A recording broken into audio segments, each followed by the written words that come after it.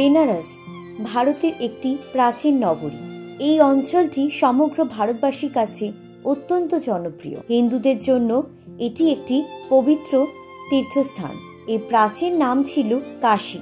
শুধুমাত্র হিন্দু নয়, বৌদ্ধ, জৈনদের কাছেও কাশী একটি গুরুত্বপূর্ণ স্থান হিসেবে বিবেচিত হয়। আজকে আমরা বারাণসী নিয়ে নানান জানা অজানা তথ্যই আলোচনা করব। ভারতের অন্যতম প্রধান নদী গঙ্গার অববাহিকায় অবস্থিত বেনারস। এই নগরীর দুই পাশে রয়েছে বরনা ও অসি নদী। এই দুই নদীর নামের সঙ্গে মিলিয়ে এই নগরীর নাম রয়েছে বেনারস। তবে স্থানীয় বিশ্বাস অনুযায়ী ভগবান বলেছেন তার ডান পথ থেকে বরুণা নদী আর বাম পথ থেকে অসি নদী প্রবাহিত হয়েছে। এই দুই নদীর মধ্যবর্তী ক্ষেত্রে তার অবস্থান, তাই এই দুই নদী মিলিয়ে ভগবানের অবস্থান অঞ্চলের নাম বেনারস। পুরাণ মতে বরুণা নামে এক রাজা ছিলেন কাশী রাজ্যে। তিনি বেনারস নামে এক দেবীর মন্দির প্রতিষ্ঠান করেছিলেন কাশীতে, এবং সেই দেবীর নাম অনুসারে এই নগরীর নাম হয়েছে বেনারস। বারাণসীতে রয়েছে ভগবান শিবের মন্দির, কাশী বিশ্বনাথ মন্দির। এছাড়াও গোটা বারাণসী জুড়ে রয়েছে আরো প্রায় 23,000 মন্দির।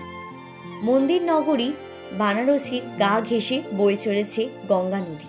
বারাণসীতে গঙ্গার ধারে রয়েছে মোট 84টি ঘাট। এই ঘাটগুলিতে সকাল থেকে সন্ধ্যা চলে গঙ্গা স্নান, পুজো পাঠ কিংবা নৌকা বিহার। এছাড়াও মূলত দশাম্বের ঘাটে প্রতি সন্ধ্যায় হয় জাঁকজমকপূর্ণ গঙ্গা আরতি। বারাণসীর বেশিরভাগ ঘাটই মারাঠা ও রাজপুতদের তৈরি। প্রাচীন এই ঘাটগুলির সাথে জড়িয়ে রয়েছে নানান পৌরাণিক কাহিনী ও ইতিহাস।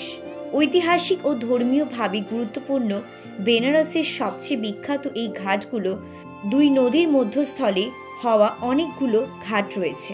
যেমন বিখ্যাত অসি ঘাটের পেছনে রয়েছে এক পৌরাণিক কাহিনী। দেবী দুর্গা শম্ভু আর নিঃশম্ভু নামে দুই রাক্ষসকে হত্যা করার পর তার অসি বা তরবারি এই নদীতে ফেলেছিলেন, তাই এমন নামকরণ করা হয়েছে। তবে বিস্ময়কর ব্যাপার হচ্ছে মুসলিম নামেও ঘাট আছে বেনারসে। এর নাম মীর ঘাট। মুসলিম সেনানায়ক মীর রুস্তামের নাম অনুসারে এই ঘাট তার সবচেয়ে বিখ্যাত ঘাট হচ্ছে মণিকর্ণিকা ঘাট। বারাণসীর সবচেয়ে পবিত্র ঘাট এই মণিকর্ণিকা, কারণ এখান থেকেই যে পাওয়া যায় মোক্ষ অর্থাৎ অনন্ত মুক্তি।